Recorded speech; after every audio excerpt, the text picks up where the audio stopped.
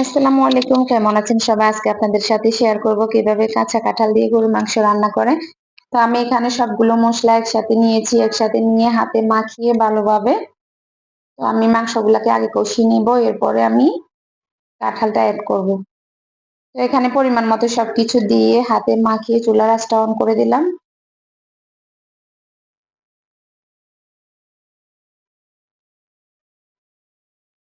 এরপরে আমি হালকা একটা বলক আসার পরে দুইবার এভাবে লাড়িয়ে দেবো, না হয় মশলাগুলো নিচে পুড়ে যাবে। এরপরে আমি এখানে কিছু বুটের ডাল আর একটা টমেটো, কিছু পেঁয়াজ কুচি অ্যাড করে দিয়ে নেড়ে ছেড়ে মিশিয়ে কষিয়ে নিচ্ছি। তো কার কার ভালো লাগে এভাবে কাছের কাঁঠাল রান্না করে খেতে? আমার তো ভীষণ ভালো লাগে। যারা পছন্দ করেন তারা এভাবে গরুর মাংস দিয়ে একবার হলেও রান্না করে খাবেন। আমার মাংসটা কষানো হয়ে গেছে, আমি এখানে কাঁঠালটা অ্যাড করে দিচ্ছি। আমি কাঁঠালগুলোকে ধুয়ে পরিষ্কার করে এরপর হালকা একটু হলুদ দিয়ে গরম পানিতে ভাপিয়ে নিয়েছি। সবগুলো একসাথে মিশিয়ে আমি এখানে 1 মিনিট রান্না করে নেব। এরপরে আমি পরিমাণ মতো জল দিয়ে দেবো এখানে।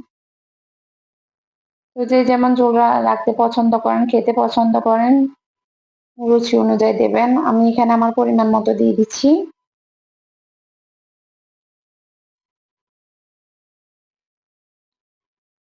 এরপরে আমি 4-5টা কাঁচামরিচ অ্যাড করে দিলাম।